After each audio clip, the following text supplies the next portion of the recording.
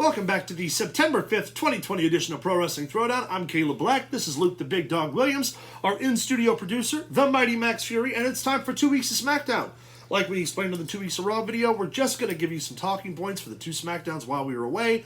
It'd be a whole lot for us to go back and give you everything that happened in the last 2 weeks.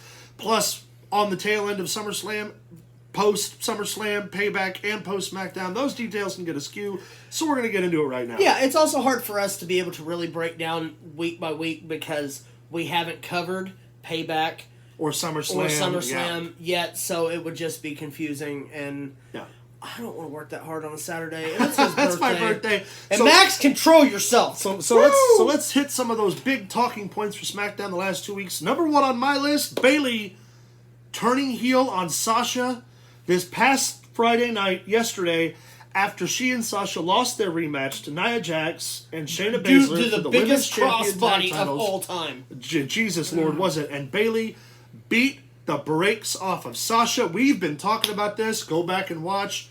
It's time. It's been time. Bayley is the one of the two that went heel, which works for them in this situation. Does anyone want lottery number pickings? Right. Because right now we're on fire. Called it. Yeah. I'm very happy to see that it went down that way because Banks is... although I don't understand, Banks is not a viable face to me because everyone knows she's not a nice lady. But everyone knows that Bayley isn't a nice person in real life either. Also true. So, will it be a face turn or will it just be 2 heels? That'd be fun to watch. Yeah, it would.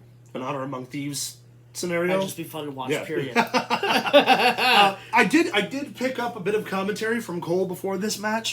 When Cole was like, this may well be one of the greatest tag matches in the history of this program. For the women's tag match? Yeah. What's he smoking? Like, Let's be real here. Like, I understand what Vince has to make everyone... I understand that Vince writes his own history. All the time. All the time, but that one right there, no, sir. How dare you insult the great tag teams that wrestling has had? How about... And I'm not even saying that Bayley and Sasha aren't a great tag team. They did that a couple years ago with SummerSlam's main event with Orton and Lesnar, where they were like, these two have never touched. They wrestled on an episode of SmackDown back when Orton still had long hair. Yeah, when Orton was the blue chipper. Yeah. They also wrestled numerous times in OVW. Yeah, but they never touched. Yeah. Yeah. Ridiculous. Speaking we of could touching, go over that. Again, let's go back to the Bayley and Sasha Banks thing. Yeah. Yes, sir. I think is way past time for this to happen. Agreed.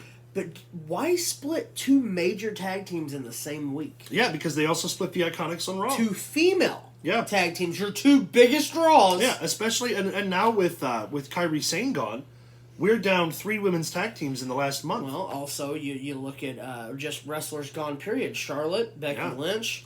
Oh, and Bayley and Nikki Cross and Alexa Bliss. Also split. Well, sort of. On the outs right now, but really that does not leave a lot of competition in the women's tag team world. Speaking of SmackDown and speaking of Alexa Bliss. No, I'm kidding. Wouldn't it be a swerve?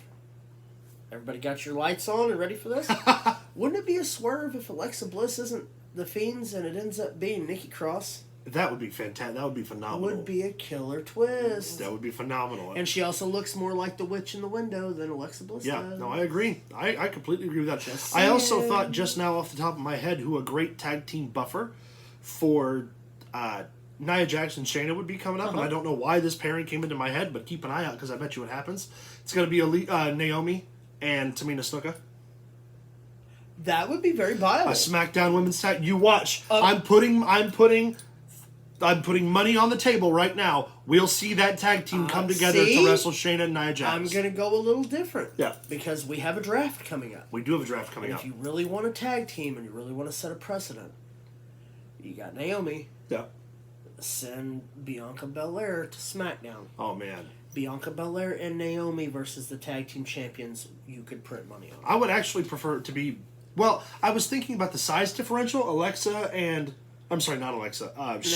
and Nia. Yeah. So Tamina would be Nia's buffer, but I think Belair makes a much better buffer for Shayna than... Not only that, but they're trying to push the whole Naomi thing. Yeah. And then, you're trying to do the racial diversity angle on TV. I mean, they don't touch on it, but they do touch on it. I mean, you can see it.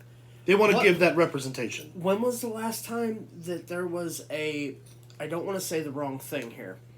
I don't want to use the B word. African-American... Ethnic tag team that was made other than... Well, I mean, if you go ethnic, that totally throws it away, but... Because you had Asuka and a female African-American tag team in full representation competing for real titles. Yeah. I totally see what you're saying. I don't disagree at all. I think that would be the perfect buffer for something like that. PR alone would be fantastic. Not to mention they'd be highlighting their African-American female wrestlers, and both which those they haven't been doing in a while. So good. Yeah.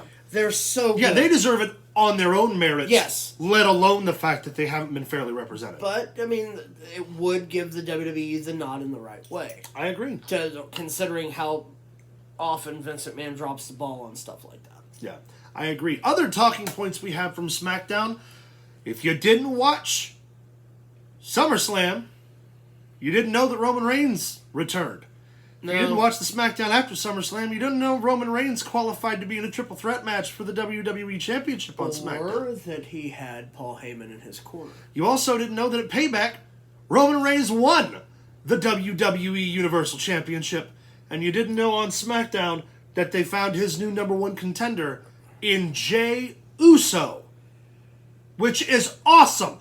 Did we not remember whenever the Intercontinental title tournament was going on, and Jey Uso was like, I want my piece, and both of us were like, do it. Give it to him.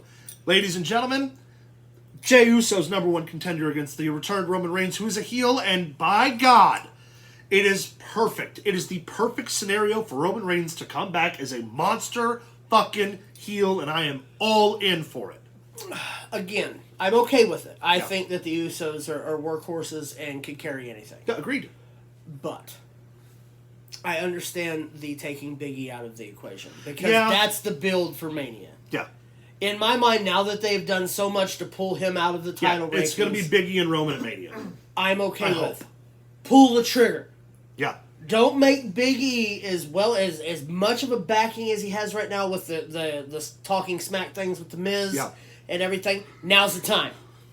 If you're going to build it, do it. Yeah. Give it to Big E. He can carry it. Right, and I don't anticipate Jey Uso to beat Roman. No. But a good filler for Big E, so he can, because Big E's now going to come back into a feud with Sheamus. They're going to finish that out. That'll lead us into Survivor Series. Right. Big E will probably. I would love it if Big E won the Royal Rumble. A fantastic. That would be my pick. Oh well, and you also got he beats this Uso. The other Uso's injured. Yeah. And then he could beat, I don't know, somebody else from a tag team, and be Braun like, Strowman singles. Big E, you're the only tag team around here that's left. Yeah. That the other members are injured and you're here all by yourself. And that would be a really cool narrative to build too, is that because Jey Uso's part of a tag team where his partner's injured, they could reflect that story in the future. Yeah, like Roman Reigns coming out and being like, one part of you are gone, I'm going to make sure you both hang out with each other on the unemployment. Yeah, no, I like that. And then Big E step up and be like, you ain't going to do that to me.